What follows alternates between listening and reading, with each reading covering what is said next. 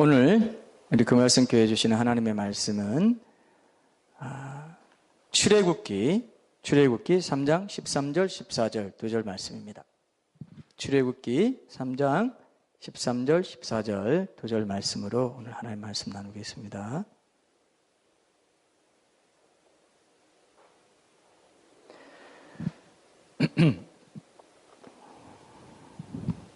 자, 하나님의 이름 왜 여호와인가? 라는 제목으로 이 두 절 가지고 오늘 하나님의 말씀 나누겠습니다. 같이 한번 읽죠. 우리 같이 한 목소리로 한번 읽겠습니다. 시작. 모세가 하나님께 아뢰되 내가 이스라엘 자손에게 가서 이르기를 너희의 조상의 하나님이 나를 너희에게 보내셨다 하면 그들이 내게 묻기를 그의 이름이 무엇이냐 하리니 내가 무엇이라고 그들에게 말하리까? 하나님이 모세에게 이르시되 나는 스스로 있는 자이니라. 또 이르시되 너는 이스라엘 자손에게 이같이 이르기를 스스로 있는 자가 나를 너희에게 보내셨다 하라. 아멘. 자, 우리 각자에게 이름이 다 있죠, 그죠? 이름이 다 좋은 뜻입니까? 아니면 별로 좋지 않은 뜻입니까? 어때요? 다 좋은 뜻으로 이름 넣죠, 그죠?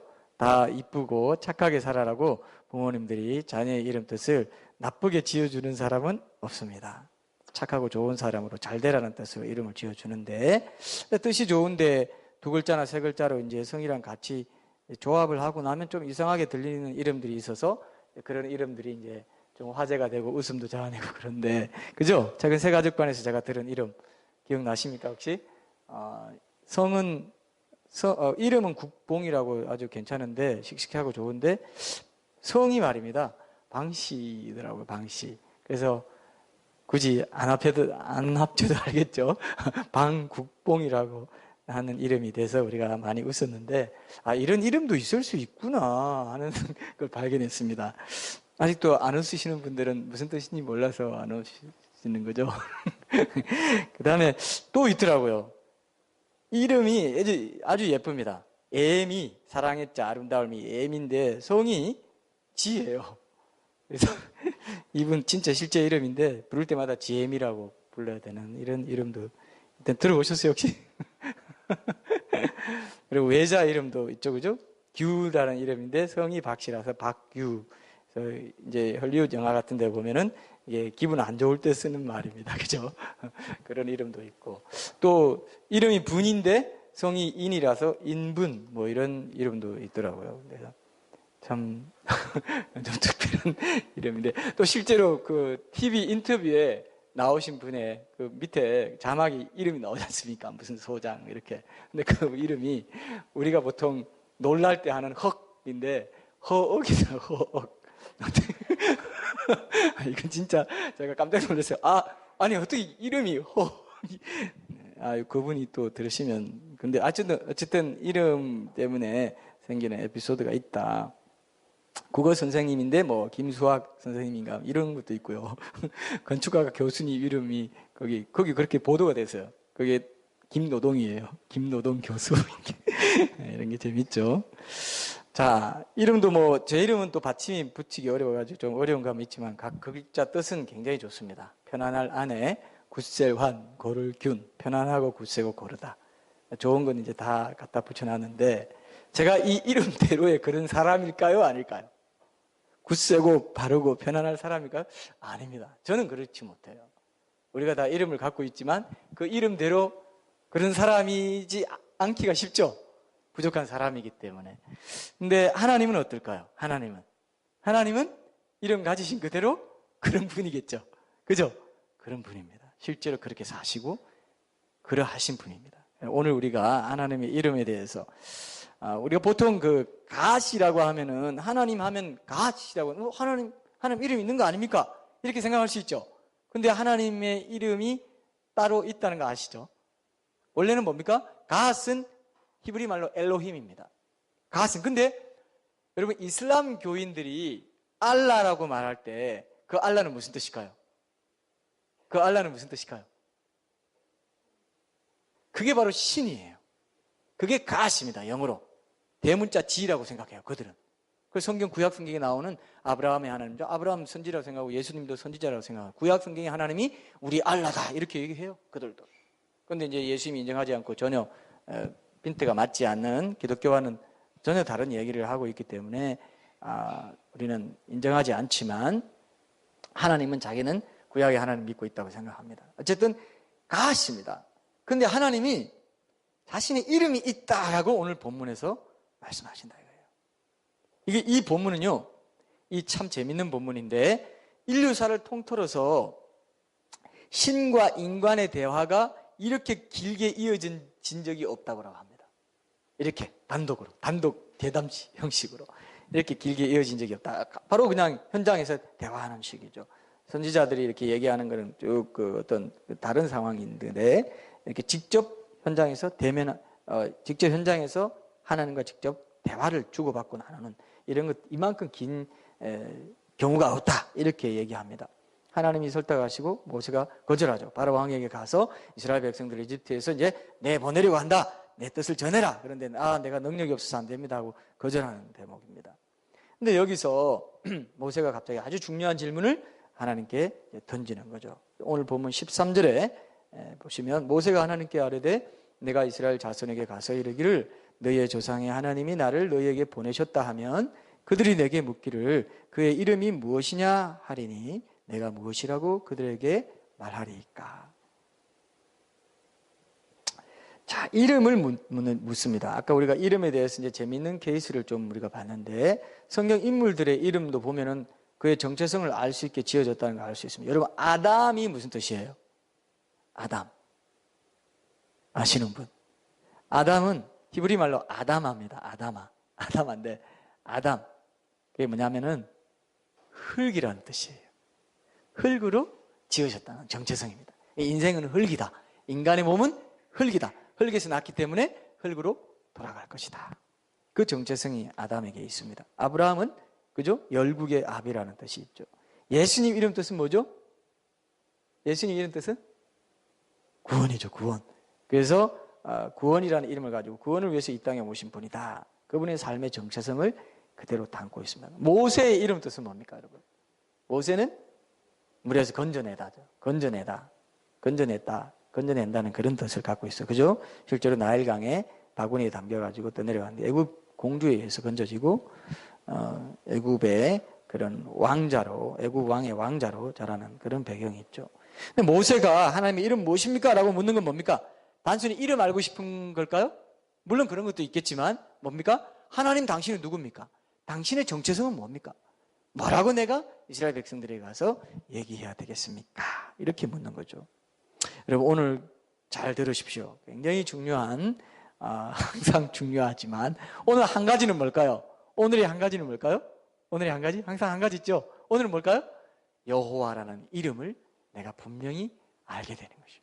여호와라는 이름, 야훼라는 이름이 무슨 뜻인지 분명히 안다는 것은 그저 객관적인 사실 하나 아는 게 아니고요. 내 삶의 일상에 깊이 관련이 있는 것입니다. 자, 정체성에 대해서 물었는데 이런 기본적인 배경뿐만 아니고 또 고대 문화의 배경도 있다고 봐야 됩니다. 고대의 신들의 이름에는 그 신이 어떤 특징을 갖고 있는가, 어떤 장기를 갖고 있는가, 어떤 레퍼토리를 갖고 있는가. 뭐 바알이라고 하면 풍요와 다산의 신이다. 뭐 이런 것처럼 그런 신들마다 자기 이름에 그 어떤 자기의 뭐랄까요, 장기, 특기 이런 것들을 갖고 있다 이렇게 생각했습니다.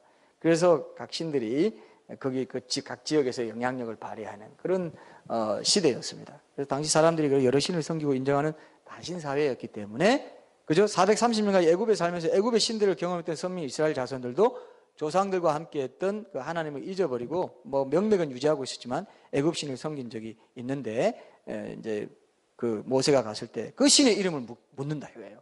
자, 여러분 그냥 우리가 성경을 그냥 보면 그 시대 배경을 무시하고 그냥 보면 에이 원래 여호와 하나님 잘 알았겠지. 근데 뭐 또 이름을 묻고 그래 이렇게 생각하지만 실제로는 그렇지 않았대요. 430년 동안 애굽에 살면서 세상의 영에 빠져서 애굽 신을 섬겼다는 게 여호수아 24장에 나와요. 한번 읽어봅시다. 여호수아 24장 14절에서 15절 말씀 여호수아 한번 읽어보겠습니다. 여호수아 24장 14, 15절 말씀 보면 아하 당시에 그 아브라함의 자손들이 아브라함과 이삭과 야곱의 자손들이 애굽에서 많이 하나님을 신실하게 섬기지 못하고 우상 숭배하는 삶을 살았구나. 그게 이제 금송아지로도 나타나고 다 나중에 후유증이 나타나죠. 자, 한번 읽어볼게요. 여호수아 24장 14절에서 15절 말씀 제가 한번 읽어보겠습니다. 그러므로 이제는 여호와를 경외하며 온전함과 진실함으로 그를 섬기라. 너희의 조상들이 강 저쪽과 애굽에서 섬기던 신들을 치워버리고 여호와만 섬기라. 만일 여호와를 섬기는 것이 너희에게 좋지 않게 보이거든 너희 조상들이 강 저쪽에서 섬기던 신들이든지 또는 너희가 거주하는 땅에 있는 아모리 족속의 신들이든지 너희가 섬길 자를 오늘 택하라. 그러면서 굉장히 제일 유명한 말씀 나옵니다. 오직 나와 내 집은 여호와를 섬기겠노라 하니. 자, 저는 이 말씀을 참 개인적으로 옛날부터 좋아했습니다. 오직 나와 내 집은 여호와를 섬기겠노라. 이 말씀이 이 맥락에서 나왔습니다.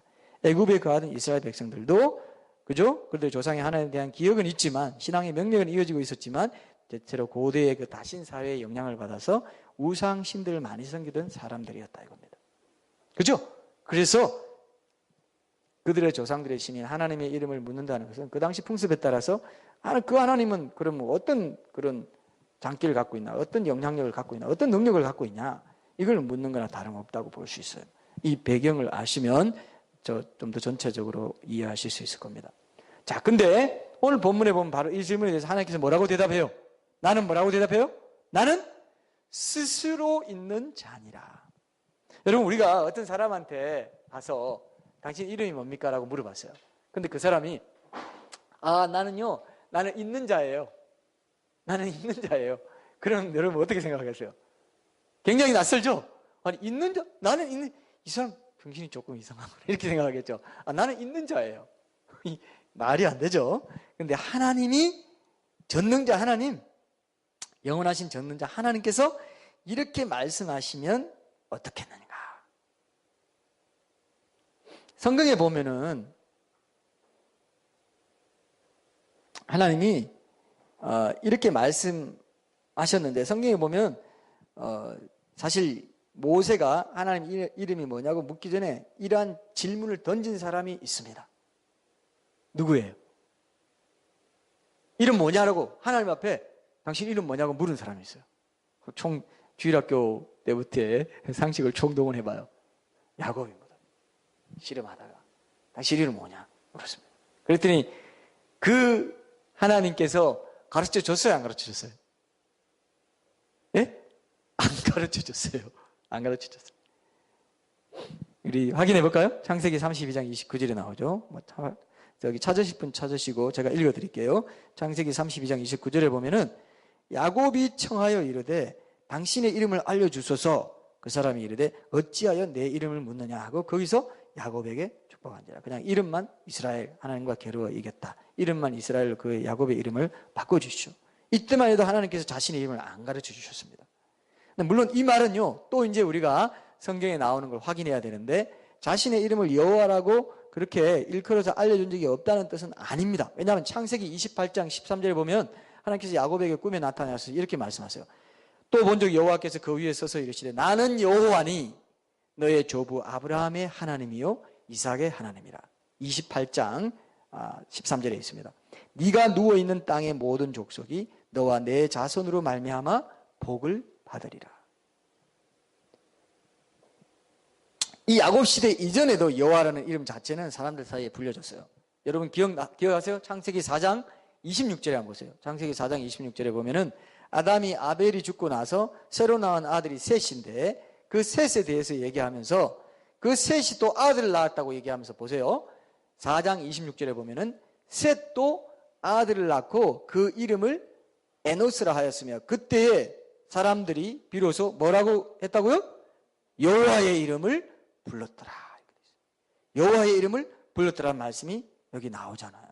여호와 하나님께 공적으로 예배를 드리기 시작했다 이겁니다. 아담의 가정에서부터 여호와의 이름을 부르면서 여호와를 경배하는 일이 시작됐다는 걸 알려주는 것입니다. 근데 출애굽기 6장 3절에 보면은, 자, 출애굽기 6장 3절, 우리 오늘 본문에서 조금 뒤에 한번 보세요. 우리 말씀을 확인해야 뜻을 알 수 있으니까요. 6장 3절에 보면은, 내가 아브라함과 이삭과 야곱에게 전능의 하나님으로 나타났으나 나의 이름을 여호와로는 그들에게 알리지 아니하였고, 이런 말씀이 나옵니다. 이게 무슨 말입니까? 여호와로는 그들에게 알리지 아니하였다고요? 분명히 나는 여호와니 하면서 얘기했고, 또 아브라함도 보면은 창세기 15장 6절 8절 이런데 보면요, 아브라함이 여호와를 믿으니 여호와께서 이를 그의 의로 여기시고 또 그에게 이르시되 나는 이 땅을 네게 주어 소유를 삼게 하려고 너를 갈대아에 있네 우르에서 이끌어낸 여호와니라. 그러니까 또 아브라함이 주 여호와여 내가 이 땅을 소유로 받을 것을 무엇으로 알리까? 이런 식으로 여호와라고 하고, 아브라함이 그 땅의 이름을 여호와 이레라고도 하고, 그죠?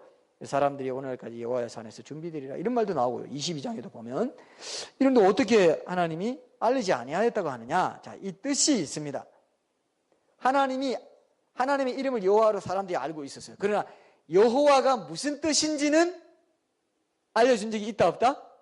없다 이거예요. 근데 유일하게 어떻습니까? 지금 여기서 처음으로 인류 최초로 모세에게 하나님께서 처음으로 여호와라는 그 이름의 뜻이 무엇인지를 알려주셨는데, 그 뜻이 뭐라고요? 나는 스스로 있는 자니라. 피조물로서 창조주 하나님이 직접 알려주시지 않으면 절대로 알 수 없는 거예요. 인류 역사 전체를 통틀어서 굉장히 중요합니다. 이게 굉장히 신기하고 굉장한 일인데도 사람들이 별로 그렇게 깊이 있게 진지하게 생각하지 않습니다. 그렇기 때문에 자기 나름의 신에 대한 지식과 이미지를 가지고 살아가는 경우가 많아요. 자, 그러면 보세요. 나는 해를 주관한다, 땅을 주관한다, 전쟁의 신이야, 나는 전쟁에 능해, 뭐 이런 말로 이렇게 대답해 줬으면 좀 그런 대답을 기대했을 법한데, 뜬금없이 하나님 뭐라고 합니까? 그냥 나는 스스로 있는 자니라, 이런 말로만 대답을 해줬다 이거예요. 자, 이게 근데 굉장한 말씀입니다. 히브리 원어를 보면은 알 수 있어요. 나는 스스로 있는 자니라, 이게 뭐냐면요, 자 여러분, 여호와라는 이름은 쉽게 말하면 이겁니다. 여호와라는 이름은 동사입니다. 무슨 동사일까요? 동사예요. 어떤 사람의 이름이 동사예요. 어떤 동사? I am이에요. I am. 비동사 알죠? 비동사는 무슨 뜻입니까? 나는 뭐뭐시다, 있다, 존재하다는 거잖아요. 근데 하나님의 이름은 뭐라고요? I am, 나는 이다, 이겁니다. 여러분 생각해 보셨어요? 여호와라는 이름이 나는 이다, 나는 존재한다, 나는 있다, 나는 있는 자다. 그게 스스로란 말이 원어에 없는데 한글 번역에서 붙였어요. 이게 더 뜻을 확실하게, 맞습니다. 이걸 더 뜻을 확실하게 해줘. 자존자라고 해요. 중국어 번역에는 자존자라고 되어 있어요. 영존자, 자존자, 스스로 존재하시는 하나님. 자, 여기서 제가 아까 그랬죠. 누가 어떤 사람한테 물어봤더니 나는 스스로 있는 자입니다, 이렇게 누가 얘기했다고 합시다. 사람은 스스로 있어요, 안 있어요? 여기서 스스로 있게 된 분 있어요? 스스로 있다. 나는 어머님 자궁에서 10개월 동안 잉태되지 않고요, 나는 스스로 어느 날 뿅하고 생겼습니다. 그렇게 말하는 사람들이 진화론자들이에요. 딴 게 아니고 스스로 있게 됐다는 거예요. 그러니까 인간을 하나님 취급하는 거죠. 어떻게 보면 저는 그렇게 묵상하게 됐어요. 인간을 신격화시키는 거예요. 거의 뭐 이 자연주의 이 시스템 자체를 신격화시키는 거죠. 그죠? 자연주의라는 이거를 우상화시키는 거예요. 자연계 이 시스템 자체를. 자, 스스로 있게 됐다. 나는 스스로 있는 자다. 그래서 여기 보면은 하야라는 단어가 있습니다. 이게 원어로 보면, 자, 잘 들으세요. 원어로 보면 에흐예, 아쉐르, 에흐예입니다. 근데 이 에흐예라는 단어의 어근이 하야라는 히브리 동사인데, 하야는 있다, 존재, 비동사예요. I am, you are, he is라고 할 때 그 am, are, is 같은 비동사입니다. 이 하야와 야훼의 어근이 같아요. 그래서 야훼의 이름은 어디서 나왔다고요? 하야에서 나왔다 이거예요. 하야는 뭐라고요? 있다, 이다, 비동사라 이거예요. am, I am이라고 할 때, you are라고 할 때 그거라 이거예요. 그러니까 동사라 이거예요. 하나님의 이름이 뭐라고요? 동사입니다. 비동사. 존재를 뜻하는. 스스로 있다 이거예요. 나는 I am who I am이라고 이제 번역이 돼요. 아쉐르는 관계대명사 대신에 who 이런 겁니다. 연결해줘요. 에흐예, 아쉐르, 에흐예는, 그러니까 하야의 활용형으로 에흐예, 아쉐르, 에흐예는 I am that, 아쉐르가 관계대명사죠. that I am. I am who I am. 이건 뭡니까? 나는 나다 이 뜻이에요. 여러분 옛날에 제가, 여러분 혹시 그 만화 영화 제목을 아시는지 모르겠지만 그 여자 주인공의 이름이 난나였어요. 혹시 기억해요? 그죠? 캔디예요? 어디예요? 혹시 기억해요? 혹시 다음 세대는 모르겠네요. 난나. 맞아요. 그럼 이상한 나라에 뭐라고 끝에? 폴. 앨리스가 아니고 이상한 나라의 폴. 난나라는 이름을 갖고 있더라고요. 그래서 제가 저 이름 조금 특별하긴 한데 교만해 보인다는 생각이 들었어요. 난나야. 이건 엄청나게 교만해요. 나는 나야. 당신 이름 뭐야? 난 나야. 당신 이름 뭐야? 근데 난 나야. 누구도 규정할 생각하지 마. 나는 나야. 내가 규정하는 그대로가 나야. 이 뜻입니다. 이해되십니까? 하나님은 그런 분이에요. 우리는 다 규정되어 있죠. 자, 자매님, 물속에서 숨 쉴 수 있어요? 날아다닐 수 있어요? 나는 규정된 존재예요. 이 창조 법칙, 창조 질서 속에 제한되어 있어요. 나는. 그죠? 근데 하나님은 제한되어 있습니까? 안 제한되어 있습니까? 전혀 제한되어 있지 않다. 그분이 우리가 믿는 하나님이에요. 창조자는 자존자, 스스로 영원 전부터 스스로 있는 분이에요. 여러분 좀 묵상을 해보세요. 소화를 좀 시켜봐요. 여호와, 야훼, 이 이름이 그런 이름이야. 원래 하야에서, 있다라는 하야에서 나온, 비동사에서 나온 게 같은 어근으로 야훼가 같은, 거기서 나온 발음입니다. 야훼가. 근데 야훼가 원래 발음할 수가 없어요. 아까 보셨죠? YHWH라고 자음만으로 구성되어 있는 그렇게 이름을 적어놨습니다. 원래 고대 히브리어들이 다 모음이 없었는데 나중에 모음 기호를 만들고 밑에 이렇게 다 표시를 했죠. 자, 근데 YHWH라는데 서기관들이나 또 그 구약 성경 읽을 때 다 읽지를 않았습니다. 하나님의 이름, 우리가 존함이라고 하죠. 아버지 이름 함부로 이렇게 말을 안 해요. 아버지 이름 함자로 할 때 어떻게 해요? 뭐 김자, 제자, 준자 이런 식으로 얘기하죠. 누구 이렇게 얘기 안 하죠. 그런 거와 비슷한 거예요. 느낌은. 우리 문화로 느낌은. 그래서 하나님 이름을 안 읽고 그냥 아도나이라고 읽었어요. 주라고 읽었어요. 아도나이. 하나님의 이름이 나오는 곳마다 아도나이라고 읽었어요. 그 이름은 그대로 있지만. 그래서 영어 성경 번역에 보면 뭐라고 되어 있습니까? 우리는 여호와라고 번역했지만 그게 뭐라고 되어 있어요? 아도나이, 주라고, 로드라고 되어 있어요. 여호와가. 근데 우리도 그렇게 바꾸려고 하다가 새 번역에서 그렇게 바꾸려고 하다가 막 그 보수적인 목사님들이 반대해가지고 못 바꿨어요. 여호와 이름 살려놔라. 근데 난 살려놓은 게 더 좋다고 생각합니다. 자, 여호와께서 가라사대 할 때 그 여호와는 누구라고요? 스스로 있는 자. 있는 동사입니다. 동사. 동사로서 존재하시는 그 분의 이름이 바로 여호와 야훼라는 거예요. 놀라운 이름 아닙니까, 여러분? 생각하면 할수록 저는요, 이게 하야라는 동사가 미완료 시제입니다. 미완료 시제는 히브리어에서 미완료 시제라는 건 시간과 상관없이 종결되지 않은 행동이나 과정이나 조건을 나타내는 그런 시제입니다. 그래서 이거는 하나님이 시간을 초월해서 영원한 분이고 존재적으로 영원한 분이고 또 그래서 우리가 이런 말 하죠. He that is and was and is to come. 그분 이시며 이셨고 이실 분.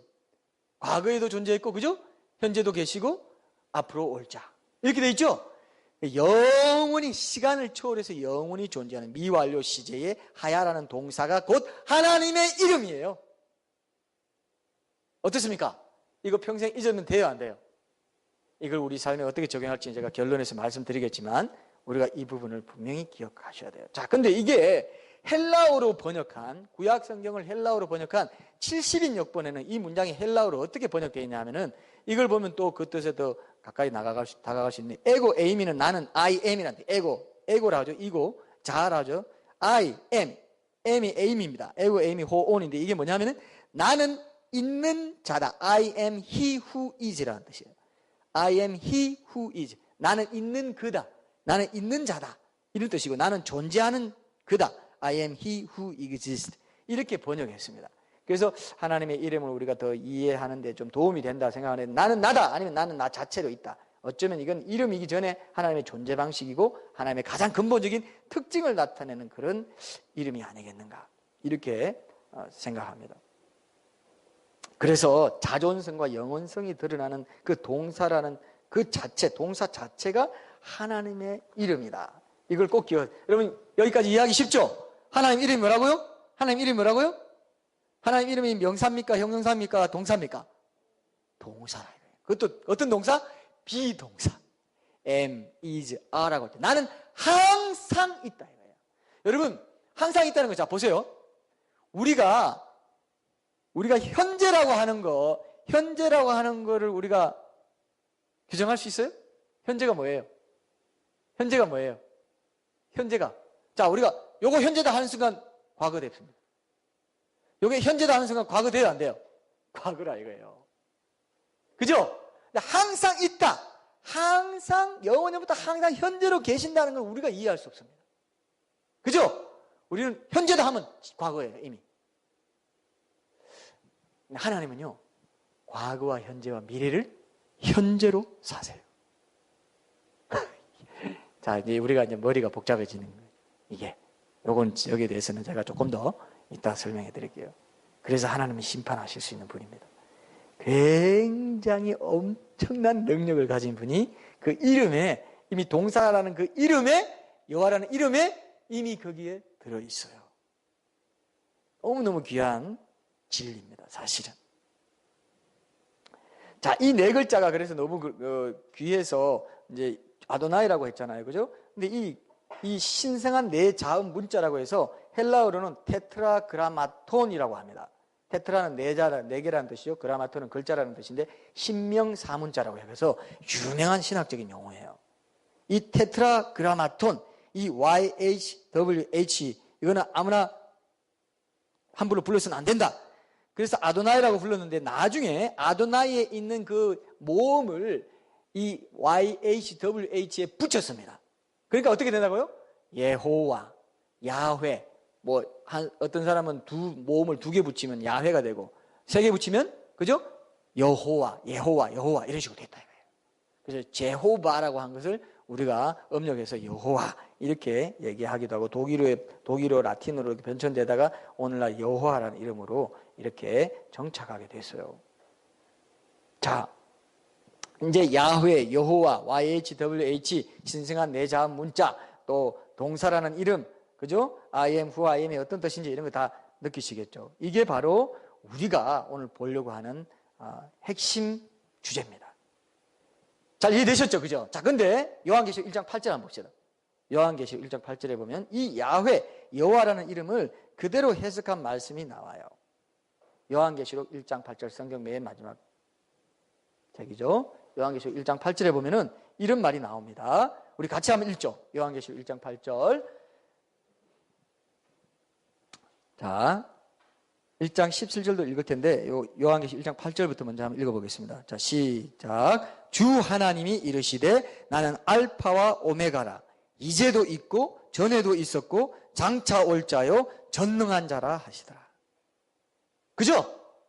나는 여호와다 했을 때 나는 스스로 있는 자다가 한 그 말씀의 뜻을 정확히 풀어놨는데 근데 이 똑같은 말씀을 예수님이 요한계시록 1장 17절 하반절과 18절 전반절에서 하고 계십니다. 자, 그걸 한번 보시죠. 요한계시록 1장 17절 하반절 보세요. 나는 처음이요 마지막이니 곧 살아있는 자라. 과거, 현재, 미래를 다 말씀하셨어요. 그죠? 처음이요 나중이다. 마지막은 처음이요 마지막인데 또 살아있는 자다. 현재도. 그죠? 과거, 현재, 미래를 아우르는 그런 존재자, 자존자라는 뜻이에요. 예수님이 바로 그런 분이에요. 바로 이 말이 여호와라는 이름을 가장 정확하게 풀어놓고 있는 말씀이라고도 할 수 있습니다. 근데요, 자, 아까 우리가 영상에 보셨잖아요. 야훼가 구원이라는 뜻을 가진 예수라는 이름의 히브리어 이름이 예슈아인데 그 예슈아와 동일한 뜻을 갖고 있다고 보는 이도 있는데 그게 이제 구원이란 의미에서요. 아까 우리 영상에 보니까 뭐라고요? 야훼라는 이름을 구성하는 히브리어 자음 네 글자 YHWH 유해 와해 이 히브리 알파벳 각 글자가 상형 문자 차원에서 어떤 뜻을 갖고 있는데 그 뜻이 바로 손이란 뜻, 못이란 뜻, 보라란 뜻이 있다 했습니다. 그 손을 보라, 그 못을 보라. YHWH, H가 2번 있으니까 보라가 2번 있죠. 손, 못 이렇게 된 겁니다. 이게 이제 발견해낸 것들이고요. 학자들이. 그 다음에 예수님 히브리어 이름이 예슈아나 여호수아인데 여호와가 우리의 구원이다 이런 뜻입니다. 근데 야훼라는 이름이 예수님이 십자가에 달려 이루신 여호와의 구원을 그대로 묘사하고 있다 이렇게 이제 보는데 그게 바로 두 번째 영상에서 우리가 봤죠. 그죠? 이어진 영상에서 십자가에 달려 돌아가실 때 빌라도가 그 나무 폐에 붙인 말이 나사렛 예수 유대인의 왕이라는 글자인데 그 첫 글자 자음들만 모아보니까 야훼를 뜻하는 네 자음 문자, 신명사 문자, 그거랑 정확히 일치했더라 이거예요. 여러분, 이게 우연일까요? 저는 우연이 아니라고 믿습니다. 하나님이 뜻하신 것이고, 무엇보다도 오늘 우리가 결론적으로 더 중요하게 봐야 될 게 뭐냐면요, 바로 그 야훼 하나님이 예수님이세요. 성경에 그렇게 돼 있어요. 이게 이제 정말 놀라운 일입니다. 놀라운 일이에요. 자, 성경에도 그 증거들이 있다고. 아까 1장 17절 18절 봤죠? 나는 스스로 있는 자가 바로 나는 처음이고 마지막이고 곧 살아있는 자다. 여기에 그대로 드러나 있고, 그 다음에 여러분 사사기 한번 보세요. 조금 생소한 이름일 수 있는데 참 희한한 말씀이 하나 있어요. 사사기 13장 17절 18절 한번 보겠습니다. 사사기 13장 17, 18절에 보면은 삼손의 아버지 마노아가 하나님의 이름이 무엇이냐고 묻는 대목에서 그 증거가 나옵니다. 사사기 13장 17절에서 18절 한번 보겠습니다. 제가 한번 읽을게요. 마노아가 또 여호와의 사자 잘 들으세요. 여호와의 사자에게 말하되 당신의 이름이 무엇이니까?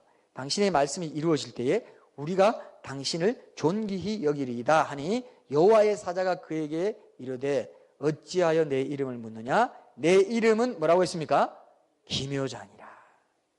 이사야서 9장 6절에 보면은 메시아의 이름을 가리켜서, 예수님의 이름을 가리켜서 기묘자라 모사라 전능하신 하나님이라 영존하시는 아버지라 평강의 왕이라 할 것입니다. 기묘자, 이름이 일치합니다. 근데 이 구약에 등장하는 여호와의 사자를 많은 신학자들이 삼위일체 하나님의 제2위 하나님이신 성자 하나님의 현현이라고 봅니다. 저도 그렇게 보고요. 모든 사람이 일치되게 이렇게 봅니다. 근데 사실 오늘 본문인 출애굽기 3장 한번 보세요. 다시 돌아가서. 자, 3장 보시면 떨기나무 가운데 모세에게 나타나서 나는 스스로 있는 잔이라고 말씀하신 분도 누구냐? 바로 그 여호와의 사자예요. 보세요. 앞에 한번 보세요. 3장 1절 2절 한번 보세요. 예수님입니다. 3장 1절 2절 보면 한번 확인해 봅시다. 3장 1절 2절에 보니까 출애굽기 모세가 그의 장인 미디안 제사장 이드로의 양떼를 치더니 그 떼를 광야 서쪽으로 인도하여 하나님의 산 호렙에 이름에 여호와의 사자가 떨기나무 가운데로부터 나오는 불꽃 안에서 그에게 나타나시니라. 누구라고 되어 있습니까? 여호와의 사자입니다. 마노아에게 나타난 사람도, 나타난 존재도 여호와의 사자예요. 기묘자입니다. 메시아의 이름과 일치해요. 근데 신약 성경에도 보면은 요한복음이 예수님이 하나님 되심을 가장 두드러지게 드러내고 있지 않습니까? 그런 복음 쓰잖아요. 거기에 예수님께서 전체적으로 나는 이다, I am 이라고 말하는 게 많죠. 그죠? 7번 나온다고 여러분 다 아시죠? 성경을 열심히 공부하신 분들은 다 알 겁니다. 제일 중요한 주제다. 자신의 정체성을 I am으로 밝히시는 대목이 7군데 나오는데 이 7은 하나님의 완전수입니다. 7번 나오는 것도 예수님이 하나님 되심을 드러내는 거죠. 그죠? 근데 그 말씀에 I am, 헬라어로 에고 에임이라고 아까 했죠. 그죠? 70인역에 에고 에임이라고 했죠. 그죠? 호온, 이런 뜻이 있다고 그랬죠? 여호와와 같은 뜻입니다. 히브리어로 에고 에임이 I am이 여호와예요. I am, 그게 여호와라는 이름 뜻입니다. 근데 예수님이 I am이라고 한 거예요. 7번 얘기했어요. 여러분 잘 알죠? 나는 생명의 떡이다, 세상의 빛이다, 양의 문이다, 선한 목자다, 부활이요 생명이다, 길이요 진리요 생명이다, 나는 참 포도나무다. 7번 나옵니다. 근데 이거 외에도 요한복음 18장 6절에 보면 자기를 찾으러 온 바리새인들의 하석들에게 예수님이요 찾으러 왔는데 그 하석들에게 이렇게 말합니다. 내가 그니라, 그렇게 말해요. I am he라고 말해요. 내가 그니라. 그랬더니 어떻게 됩니까? 그 하석들이 뒤로 물러가지고 나다퍼졌어요. 여러분 나다퍼진 거 알죠? 화상탕하고 뒤로 나다퍼졌어요. 왜? 하나님의 임재와 위엄을, 영광을 그 말에서 느낀 거예요. 옛날 이스라엘 사람들은 그런 I am이라는 말에 대한 그런 그 뉘앙스를 갖고 있었다, 이렇게 이제 보기도 합니다. 자, I am이라는 말이 계속 등장하죠. 그리고 8장 24절, 요한 8장 24절에 보면 예수님이 너희가 만일 내가 그인 줄 믿지 아니하면 너희 죄 가운데서 죽으리라, 이런 대목도 있고, 8장 28절에 보면 너희가 인자를 들어 올리는 그때에 너희는 내가 그인 줄 알게 되리라. 이것도 다 I am과 관련된, 신명과 관련된 그런 대목입니다. 근데 결정적으로 요한복음 8장 58절 한번 보세요. 요한복음 8장 58절에 보면 유대인들에게 예수님이 진실로 진실로 너희에게 이르노니 아브라함이 나기 전부터 내가 있느니라. 이 말씀을 하세요. 여기에 분명히 하나님의 이름이 드러나 있고요. 요한복음의 저자 요한 사도는 이 하나님, 예수님이 하나님 되심을 드러낸 게 요한복음의 주제이기 때문에 의도적으로 이 말을 계속하고 있어요. I am, 에고, 에이미 이걸 계속하고 있어요. 여러분 이해되시죠? 이해되시죠? 하나님 되심을 계속 드러내고 계신 거예요. 그래서 I am 이라고 얘기하는데 하나님이 나는 스스로 있는 자 아니라고 말할 때와 똑같은 표현으로 이 말씀 하시는데 영어로 보면 더 분명합니다. 자 보세요. 영어로 보면 Before Abraham was born, I am 이라고 끝나요. 여러분 느끼시죠? 여러분 느끼세요? I am이라고 예수님이 나는 야훼니라 라고 말하는 거랑 마찬가지예요. 야훼가 바로 나는 스스로 있는 자, 그 뜻이기 때문에. 그래서 바로 그 여호와 하나님이심을 분명하게 계시해 주고 계세요. 예수님이 하나님 되심을 곳곳에서 의도적으로 드러내고 초대교회에서 가장 중요한 고백이 예수님이 하나님 되심에 대한 신앙 고백이었습니다. 자, 그러면 어떻습니까? 예수님이 세상 사람들이 생각하는 것처럼 그 실존 여부가 미심쩍은 신화 속의 인물도 아니고 단순히 여러 종교 중에 하나에 속하는 기독교라는 어떤 특정 종교의 창시자도 아니고 어떤 존재예요? 태초 이전부터 영원 전부터 계셨던 야훼 하나님이다 이거예요. 실감나요? 실감나요? 바로 그분이 예수님이세요. 예슈아, 여호수아, 여호와는 구원이시다. 그 이름을 갖고 있는데 아까 봤죠, 그죠? 그 손을 보라, 그 모습을 보라. 여기도 드러나 있고 죄패, 그 패에도 드러나 있고. 창세기부터 요한계시록까지 이 사실을 정언하고 있고 여호와라는 이름에 일관되게 드러나 있다. 근데 자, 우리가 마지막으로 한 번 더 볼 게 있는데 요한복음 1장에 보면 하나님의 말씀이신 그 성자 하나님을 통해서 만물이 지어졌다고 분명히 선포하면서 놀랍게도 있죠. 하나님은 이 세상 만물을 만드실 때 말씀만으로 만들었어요. 근데 우리를 구원하실 때는 직접 우리와 같은 몸을 입고 내려오셨어요. 그 말씀이 출애굽기 3장에 암시되어 있습니다. 출애굽기 3장 7, 8절에 보면요, 하나님께서 친히 자신이 언약 백성들을 구원하기 위해서 내려가겠다고 말씀하시는 대목이 나옵니다. 그런데 한번 읽어볼게요. 자 보세요. 여호와께서 이르시되 내가 애굽에 있는 내 백성의 고통을 분명히 보고 그들이 그들의 감독자로 말미암아 부르짖음을 듣고 그 근심을 알고 내가 내려가서 그들을 애굽인의 손에서 건져내고 그들을 그 땅에서 인도하여 아름답고 광대한 땅, 젖과 꿀이 흐르는 땅, 곧 가나안 족속, 헷 족속, 아모리 족속, 브리스 족속, 히위 족속, 여부스 족속의 지방에 데려가려 하노라. 하나님의 이름이 무슨 뜻을 가졌는지 왜 중요하냐? 그 이름의 뜻이 지금 이스라엘 백성을 애굽의 노예생을 해방시키기 위해서 바로에게 나아가야 할 모세, 그죠? 내게 왜 중요한가? 잘 한번 생각해 봐요. 그들과 함께 하시겠다는 겁니다. 그들과 함께 그 애굽에 가서 그들을 구원해 내겠다. 직접 실제로 이 말씀 그대로 실제로 사람이 되어 오신 분이 예수님이시잖아요. 이사야서 41장 4절에 보면은 이런 말씀이 나와요. 41장 4절에 보면 이 일을 누가 행하였느냐? 누가 이루었느냐? 누가 처음부터 만대를 불러내었느냐? 나 여호와라. 처음에도 나요, 나중 있을 자에게도 내가 곧 그니라. 내가 곧 그니라. 절대 완전하고 독립적이시고, 그죠? 우주 안의 모든 인과 법칙을 초월한 모든 존재의 근거와 기반이 되시는 하나님의 본질과 속성을 그대로 반영한 말씀이죠. 그러한 절대 자존자 하나님이 언약 백성들과 함께 할 것이기 때문에 염려하지 말고 하나님을 믿고 나아가라. 이것이 오늘 본문 전체의 맥락이에요. 나는 스스로 있는 자라고 말한 이유입니다. 그죠? 나는 스스로 있는 자라고 말한 데는 그러니까 걱정하지 말고 내가 너희와 항상 함께 있을 것이기 때문에 그리로 나아가라. 이게 본문 전체의 맥락이에요. 자, 우리가 적용하는 말씀을 하고 제가 결론 맺을게요. 우리가 이 말씀을 어떻게 적용해야 되겠습니까? 하나님이 항상 있는 분이에요. 영원히 현재로 계십니다. 시공간을 초월해가지고 항상 현재로 영원히 자존하신, 영원히 현재로 자존하시는 하나님. 우리는 절대로 이해할 수 없어요. 이건 하나님께만 속한 속성입니다. 영원 무한하셔요. 시간적으로 무한하신 분이기 때문에 영원하신 분이고 공간적으로 무한하신 분이기 때문에 무소부재하십니다. 지금 예배드리는 이 자리에 하나님 계실까요? 안 계실까요? 계세요? 안 계세요? 이게 오늘 우리 결론입니다. 하나님 계시죠? 하나님 계세요. 하나님 과거와 현재, 미래를 모두 현재로 보신다고 그랬죠? 현재로 존재한다고 그랬죠? 나의 미래도 현재로 보실까요? 안 보실까요? 나의 미래도 현재로 보고 계세요. 나의 미래도.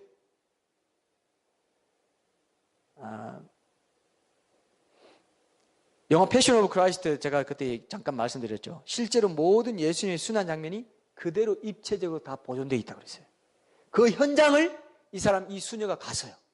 가서 다 보고 예수님이 겟세마네에서 기도하는 장면에서부터 채찍질 맞고 다 잡혀가서 십자가에 달려 돌아가시고 부활하시는 것까지 다 실제로 봤어요.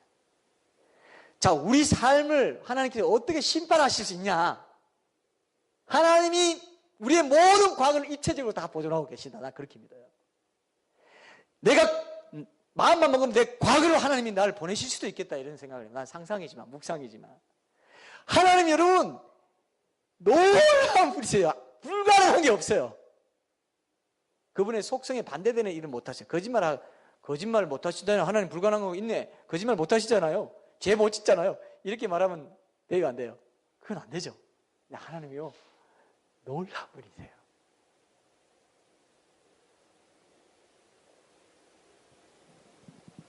과거와 현재, 미래를 다 현재로 보실 수 있는 어떤 시공간에도 제한을 갖고 있지 않은, 그렇기 때문에 모든 시대, 모든 사람 각자의 죄를 심판하실 수 있는 심판주가 되세요. 어때요? 일초도 안 걸립니다. 모든 삶의 내 모든 시간과 생각과 행동과 말이 지나가요. 그래서 우리가요, 지옥에 가면 영원히 형벌 받는다고 생각하죠. 그 형벌의 기간을 우리가 지금 느끼는 시간의 길이 개념으로 생각하면 그건 제대로 보는 게 아닙니다. 지옥의 영원성은 지금 시공간 가운데서 우리가 느끼는 시간의 길이와는 다른 차원입니다. 지옥에 떨어지면은 그때서야 그곳은 더 이상 시간 개념이 아니고 영원의 개념이 작동되는 곳임을 알게 돼요. 영원한 현재 같은 시간을 느끼게 돼요. 여러분, 지금 실감 나요, 안 나요? 지옥에 딱 떨어지면 이거 영원히 무한대의 시간에 무한히 내가 형벌 받는구나 이 생각 이전에 영원이구나, 영원이란 게 이런 거구나 딱 알게 된다 이거예요. 이해되세요? 이해 안 되죠? 저도 이해 안 됩니다. 그러나 영원의 시간 속에 들어가는 게 천국, 지옥 가는 거예요. 천국도 가면 하루가 천날, 하루가 천년 같고 천년이 하루 같은 거 내가 다 알아요. 예? 다 알아요. 지옥도 영원한 현재, 영원이구나. 그리고 여기서 나는 영원히 못 나가는구나. 딱 알게 돼요. 영원한 기쁨, 영원한 고통, 이런 것도 우리가 여기서 힌트로만 알 수 있을 뿐이에요. 어떤 순간에 우리가 어떤 기쁨을 느껴요. 근데, 이건 영원한 기쁨일 수 있겠다라고 우리는 가끔씩 느낄 수밖에 없어요. 고통도 가끔 그렇게 느낄 수밖에 없습니다. 근데 지옥 가면 어떻다고요? 이게 영원한 고통이구나. 이걸 알게 돼요. 영원한 현재로 알게 돼요. 참 이걸 어떻게 표현해야 될지 모르겠지만 하나님이 영원한 현재로 우리와 함께 하신다는 거, 이건 뭐냐 하면요. 자, 보세요. 우리에게 한번 적용하고 끝냅시다. 하나님 스스로 있는 자다. 이게 신학적으로 이런 말을 합니다. 하나님이 스스로 있다는 것은 is잖아요. is, 그죠? I am이 할 때 is, 비동사잖아요. 그래서 isness라고도 표현합니다. isness. 이게 뭐냐면은 하나님의 있으심이에요. 있으심. 하나님의 임재. 하나님은 임재하시는 분. 있는 분이지 없는 분이 아닙니다, 여러분. 어디에나 어느 순간에나 항상 시공간을 초월해서 나와 함께 있다. 이게 오늘 주제예요. 이게 우리가 적용해야 될 겁니다. 여러분 맞습니까? 나는 여호와라고 했을 때 뭐라고요? 그분은 있는 분이라 이거예요. 없는 분이 절대 아니라 이거예요. 항상 있는 분인데 그 임재를 누리며 사는 그것이 우리에게 가장 귀한 은혜고, 그것을 못 느끼고 사는 그것이 가장 근원적인 죄다 이거예요. 그 죄에서 모든 죄가 나온다고 보면 됩니다. 하나님의 임재와 동행을 무시하고 살아가는 것, 하나님의 임재하심과 존재하심, 이것을 무시하고 살아가는 그것이 가장 근원적인 신자의 죄입니다. 왜 못 느끼고 사느냐? 하나님 임재 누리며 살려면 우리가 신발을 벗어요. 여기 보면 신발을 벗어. 너희가 선 곳은 거룩한 곳이다. 뭐냐? 하나님의 임재가 나타난 곳은 거룩한 곳이니까 네 신발을 벗어. 그 거룩한 곳인 줄 알고 임재를 누리고 살려면 너는 신발을 벗고 그 임재를 누릴 수도 거룩하게 서야 된다 이 뜻입니다. 신발을 벗어야 돼요. 신발을 안 벗어요. 근데 그러니까 임재가 없어요. 하나님의 동행하심 모릅니다. 자기 뜻대로 살고 자기 마음대로 살아요. 하나님을 올바로 예배하는 그런 자가 돼요. 여호와라는 이름을 가진 우리 하나님을 올바로 예배하는 자가 되려면은 하나님의 임재를 놓치지 말아야 돼요. 그래서 하나님의 임재 연습, 로렌스 형제 그래서 24시간 주님을 바라보자 이리 얘기가 왜 나옵니까? 하나님이 그런 분이기 때문에 그래요. 그죠? 하나님이 항상 있는 분이에요. 항상 나와 함께 하는데 내가 그것을 못 느껴. 내가 신발을 안 벗고 사니까. 네 신발을 벗어. 네가 선 곳은 거룩하다. 하나님의 임재가 나타나는 이 일상의 모든 영역에서 하나님의 임재가 나타나게 하고 싶니? 네 신발을 벗어라. 거룩하게 서라. 이겁니다. 그분은 있는 분이지 없는 분이 아니에요. 언제 어디서 항상 현재로 계시는 분이에요. 놀라우신 우리 아버지, 항상 나를 돌보실 수 있는 아버지 하나님이 이름이 여호와다, 야훼다 이거예요. 나는 있다. 나는 스스로 있는 자다. 나는 항상 있다. 어디서든 있고 과거도 현재로 미래도 현재로 항상 현재로 모든 것을 보고 있는 이 하나님이 바로 여호와 하나님이 바로 네가 믿는 아버지 하나님이다. 이 뜻이에요. 어떻습니까 여러분? 이 신앙 고백할 수 있겠어요? 고백할 수 있겠어요? 그럼 오늘 우리는 여호와의 이름을 제대로 알게 된 거예요. 고백할 수 있겠어요? 제대로 알게 되는 거예요. 얼마나 중요합니까? 평생에 이거 붙잡아야 돼요. 제가 옛날에 TV 프로에 나 혼자 산다라는 제목의 프로그램 지금도 있어요 혹시? 혼자 사는 독신남이죠. 독신남의 이 얘기들을 이렇게 중계해주는 그런 프로였는데 지금도 이제 한다고 하니까 계속 되나 본데 근데 그 프로그램의 제목을 제가 한번 생각해 보니까 정말 성경적이지 않아요. 나 혼자 살면 돼요 안 돼요? 그러면 애인이랑 같이 살고 남편이랑 같이 살아야죠. 그 뜻 이전에 뭐라고요? 하나님과 항상 같이. 이게 근본적인 죄가 뭐라고요? 임재를 놓치고 사는 삶. 항상 있는 내 옆에 항상 내 안에 계시고 내 위에 계시고 내 모든 곳에 계시는 여호와 하나님을 내가 자주자주 놓치고 내 마음대로 살고 그죠? 그분이 나를 안 보시고 내 앞에 없는 것처럼 나 혼자 살아가는 것, 하나님의 임재를 무시하고 업신여기면서 살아가는 것, 그것이 가장 큰 죄예요. 하나님 무시하는 거죠. 그 임재의 영광을 맛보는 데 대해서 관심도 없고 고아처럼 세상에서 고아처럼 살아가는 거예요. 그게 가장 큰 하나님 무시하는 죄예요. 그분의 피조물이자 그분의 언약 백성이고 자녀이 나와도 떨어져 있는 순간이 한순간도 없는 분이라는 게 여호와의 이름이 담긴 뜻입니다. 그죠? 그래서 실제로 욥기 17장 19절에 보면 이런 말씀이 있어요. 주께서 내게서 눈을 돌이키지 아니하시며 내가 침을 삼킬 동안도 나를 놓지 아니하시기를 어느 때까지 하시리까. 내가 침을 삼킬 동안도 나를 놓지 않으시네요. 내게서 눈을 안 돌이키시네요. 이 임재와 주님의 동행하심입니다. 여호와라는 이름에 담긴 거예요. 그죠? 그래서 우리가 오늘 이 시간에 다시 한번 스스로 있는 자 아니라 하나님 그런 뜻이구나. 여호와 이름 그런 뜻. 그걸로 끝나면 안 됩니다. 객관적인 사실을 확인하는 걸로 끝나면 안 돼요. 절대 자존자로서 존재하는 위대한 분이 바로 피조물인 나의 존재와도 필연적인 관계를 맺고 있구나. 그 이름 그대로 내게 행하시는 분이구나. 그 이름 그대로 내 안에 계시고 내 옆에 계시고 내 위에 계시고 내 모든 곳에 함께 임재하시고 동행하시는 분이구나. 그래서 앞으로도 이 테마로 좀 더 구체적으로 이 말씀의 의미를 탐색하면서 하나님의 존재에 대해서 더 깊이 깨닫고 그분의 임재를 사모하고 그분과 동행하는 그런 거룩한 백성으로 빚어져 가기를 소원하는 이런 시리즈, 이 미니 시리즈 설교의 시간들이 되었으면 좋겠습니다. 우리 찬양하고 다시 한번 기도로 결단하는 시간 갖겠습니다.